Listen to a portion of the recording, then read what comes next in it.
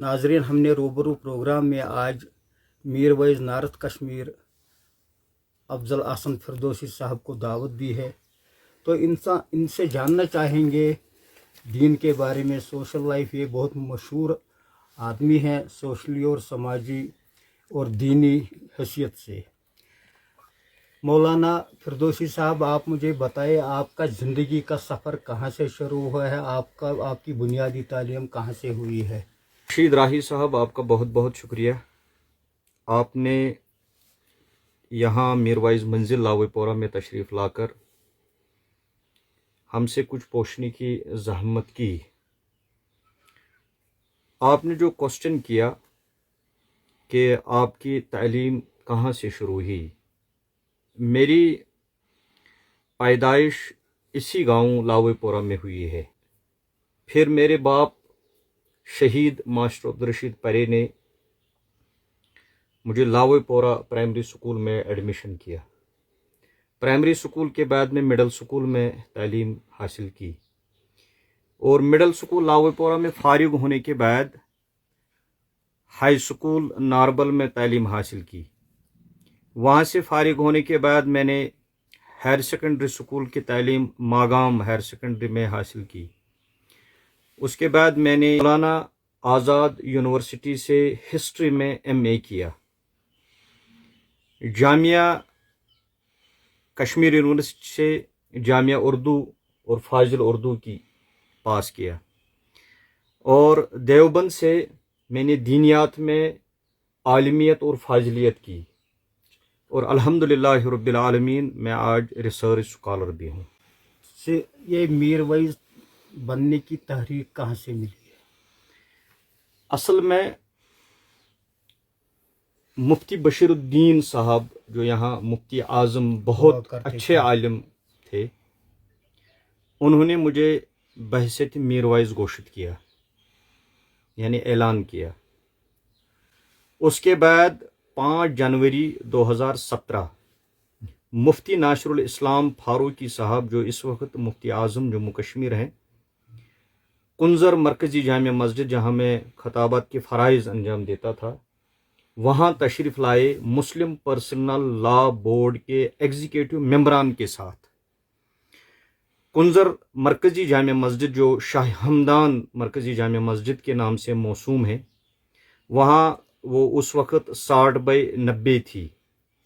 फिर मैंने 8 साल वहाँ जुमा खताबात के फ़राइज़ अंजाम दिए और ईद खताबात के फ़राइज़ अंजाम दिए। वहाँ हमने फिर वो नए सिरे से तामीर की और बहुत बड़ी जामिया है। आज कुछ लोग लिख रहे हैं कि डिस्ट्रिक्ट बारामूला में सबसे बड़ी मस्जिद वही है। जामिया मस्जिद में 5 जनवरी 2017 कुंजर में या टंगमर्ग के इलाके में या पूरे जम्मू कश्मीर में जितने भी लोग उस दिन वहाँ आए थे जुमा पढ़ने के लिए, तो मुफ्ती नासिरुल इस्लाम फारूकी साहब ने जुमा खताब किया और आखिर में उसने ऐलान किया कि मीरवैज़ हसन फिरदौसी साहब ही खुतबा देंगे और नमाज भी पढ़ाएंगे। तो उसी असना में मुफ्ती नासिरुल इस्लाम फारूकी साहब ने एग्जीक्यूटिव मेंबरान जो थे मुस्लिम पर्सनल बोर्ड के, उनमें अब्दुल खालिक हनीफ साहब हाजन के जी, उनमें डॉक्टर आदिल साहब, मंजूर किरमानी साहब और अब्दुल खालिक लोन साहब, खुद मुफ्ती नासिरुल इस्लाम फारूकी साहब, और जो जनरल सेक्रेटरी थे मुस्लिम पर्सनल बोर्ड के मोहम्मद यासीन किरमानी साहब, सबको वहाँ साथ लाए थे और मुझे खड़ा होने के लिए कह दिया।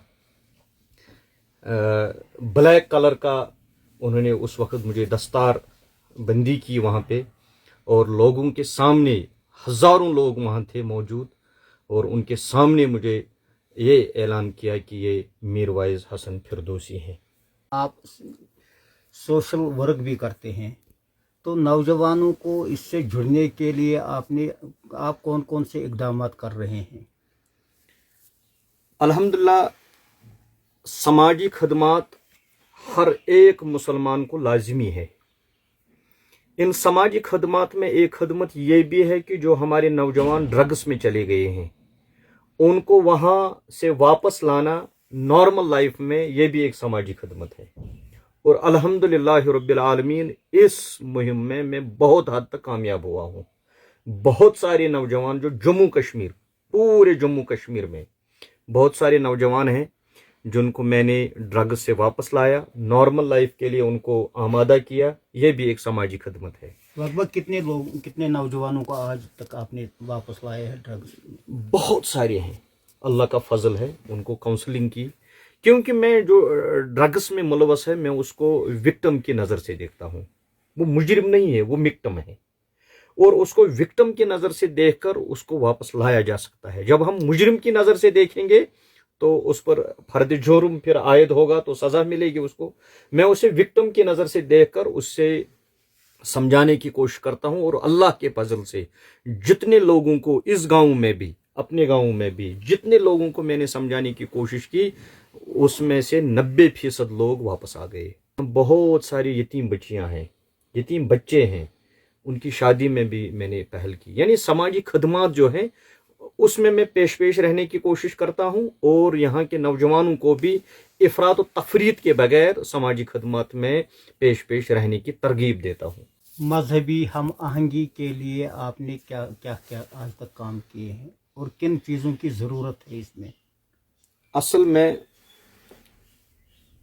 ٹالرنس کی ضرورت ہے.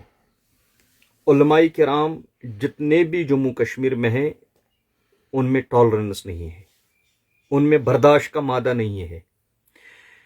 اس وجہ سے تنظیم پرستی کے نتیجے میں جو علماء ممبر و محراب پہ جلوہ افروز ہوتے ہیں وہ وہاں محبت نہیں نفرت بانٹتے ہیں، وہاں ہمدردی نہیں بلکہ شر انگیزی بانٹتے ہیں.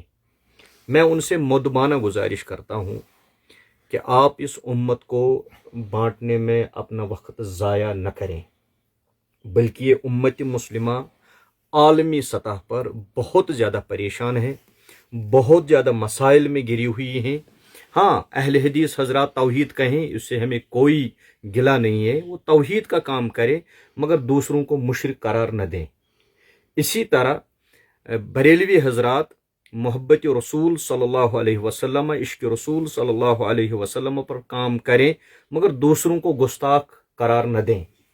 اسی طرح شیعہ حضرات اہل بیت اطہار رضوان اللہ علیہم اجمعین کہ محبت کے بارے میں کام کرے مگر دوسروں کو مومنین کے فہرستے سے خارج نہ کرے. اسی طرح یہاں جو ہمارے دیوبندی حضرات ہیں ان سے بھی گزارش ہے، اہل بیت کے بعد صحابہ رضوان اللہ علیہم اجمعین ہمارے ایمان کا حصہ ہیں. جتنے بھی صحابہ ہیں اگر ان میں سے ایک صحابہ کے بارے میں بھی ہمارے دل میں کوئی بغض ہو، یعنی ابوبکر صدیق رضی اللہ عنہ کے بارے میں ہمارے دل میں معمولی سا بھی کچھ ہو، ہم اسے با ایمان نہیں بے ایمان سمجھتے ہیں. یا عائشہ صدیقہ رضی اللہ عنہا کے بارے میں اگر ذرا برابر بھی دل میں کسی کو کچھ ہو تو ہم اسے بے ایمان کہتے ہیں، ایماندار نہیں مانتے. اس طرح میں دیوبندی حضرات سے بھی گزارش کروں گا آپ کی اس چینل کی وساطت سے کہ صحابہ کا ایمان ہمارے ایمان کی بنیاد ہے. آپ صحابہ کے ایمان پر یہ بات کریں مگر دوسروں کو صحابہ سے دور نہ کریں، نہ سمجھیں. اور اسی طرح یہ ہمارے تبلیغی جماعت کے بھائی ہیں، وہ اعمال کے فضائل پہ انسان کو کھڑا کرتے ہیں، ٹھیک ہے وہ بھی کریں مگر دوسروں کو فتویٰ بازی سے جنت سے دور نہ کریں، بلکہ مائے محبت مل کر توحید، رسالت، عشق اہل بیت، صحابہ سے محبت اور اعمال کے فضائل پر کھڑا ہونے والا اس کو مسلمان کہتے ہیں. اور مسلمان کو توحید پرست ہونا چاہیے، عشق نبی صلی اللہ علیہ وسلم کوٹ کوٹ کر دل میں ہونا چاہیے، اہل بیت کے ساتھ محبت ہونی چاہیے، صحابہ کے ساتھ محبت ہونی چاہیے، اور اعمال کے فضائل بھی ہمیں معلوم ہونے چاہیے. یہ سب مل کر جب ایک بن جاتے ہیں تو وہ خورشید مبین ہے، اور خورشید مبین کو مسلمان کہتے ہیں. کیا آپ نہیں سمجھتے ہیں کہ سوشل میڈیا پر جو علماء، جو مفتیان کرام ایک دوسرے کی پگڑی اچھال رہے ہیں، فتویٰ بازی دے رہے ہیں، جنت اور جہنم کی سرٹیفکیٹیں بانٹ رہے ہیں، تو کیا اس سے دین کو نقصان نہیں پہنچا رہے ہیں یا دین کو فائدہ پہنچا رہے ہیں آپ کی نظر میں؟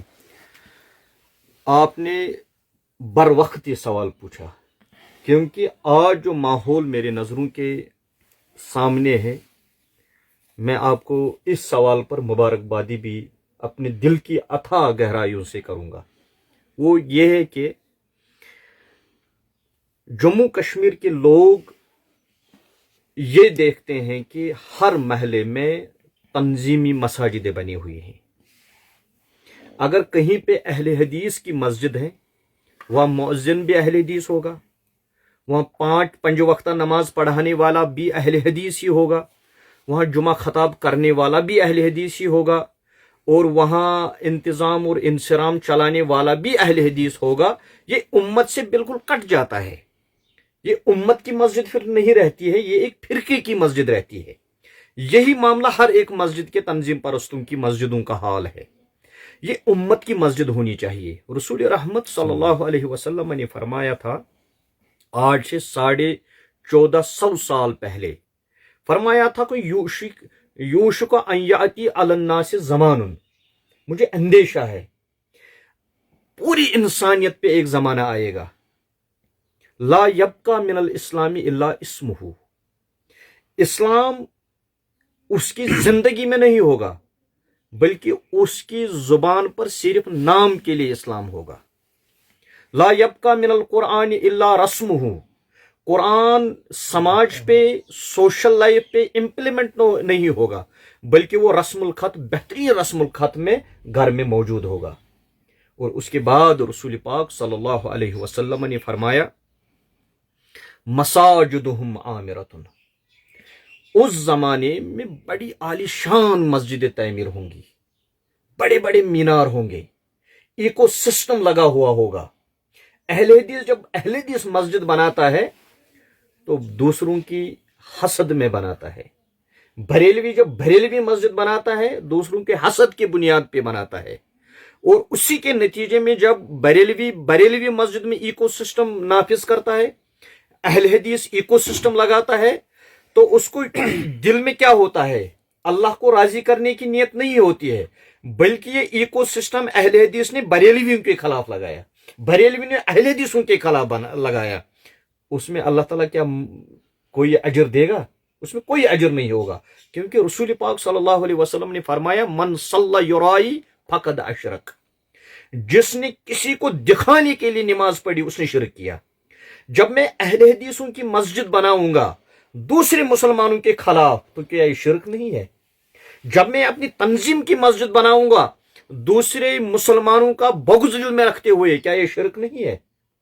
نبی پاک صلی اللہ علیہ وسلم فرمایا مساجدہم عامرۃ, مسجدیں تو عالی شان بنیں گی, بڑی بڑی مسجدیں بنیں گی, رنگ روگن ہوگا, ایرانی قالین ہوں گی. ایرانی قالین میں خود اپنے زبان سے کہتا ہوں, بڑے بڑے قالین ہوں گے, اچھے قالین ہوں گے, اور اس میں ایکو سسٹم بھی ہوگا. مگر وہی خراب من الہدا, رسول اللہ صلی اللہ علیہ وسلم نے فرمایا اس میں لوگوں کے لیے وہاں ان مسجدوں میں جو مسجدیں تنظیموں کے نام پر بنتی ہیں ان مسجدوں میں ان کے لیے ہدایت کا سامان نہیں ہوگا بلکہ مساجدہم عامرۃ وہی خراب من الہدا, یہ عالیشان مسجدیں ہوں گے مگر وہاں ہدایت نہیں ہوگی. جب ہدایت نہیں ہوگی وہ تو تنظیمی مسجدیں ہوں گی, ان تنظیمی مسجدوں میں کوئی ہدایت کی بات نہیں کرتا ہے, کیونکہ وہاں اٹھ کر کسی نے مجھے سنایا تھا کہ ایک مولوی صاحب کہہ رہے ہیں کہ فلانی جگہ پر ایک جن نے مجھے بلایا اور وہ جن کہتا ہے کہ میں بھی آپ کے تنظیم کے ساتھ وابستہ ہوں. اب ہم نے جنوں کو بھی بانٹنے کے کام شروع کر دیا ہے. تنظیم پرستی بہت بڑی لعنت ہے, میں لعنت لفظ استعمال کرتا ہوں, اور اس تنظیم پرستی نے اس پوری امت مسلمہ کو تقسیم کر کے رکھ دیا ہے. ہم ایک دوسرے کو آج ترچھی نظر سے کیوں دیکھتے ہیں؟ کیونکہ وہ ایک تنظیم کے ساتھ ہے وابستہ ہے, میں دوسری تنظیم کے ساتھ وابستہ ہوں. وہ بھی سود کھاتا ہے اور یہ بھی سود کھاتا ہے, وہ بھی رشوت کھاتا ہے یہ بھی رشوت کھاتا ہے, وہ بھی بہن کا یہ جو اس وراثت میں اس کا حصہ تھا وہ بھی نہیں دیتا ہے یہ بھی نہیں دیتا ہے, مگر تنظیم کی مسجد بنا کر جنت کا ٹھیکیدار بن گیا. اور رسول اللہ صلی اللہ علیہ وسلم نے اس کے بعد فرمایا, جو رشید راہی صاحب نے بہت اچھا کوسچن کیا, اس کے بعد نبی رحمت صلی اللہ علیہ وسلم نے فرمایا علماؤہم شر, ان مسجدوں میں ہدایت کیوں نہیں ہوگی؟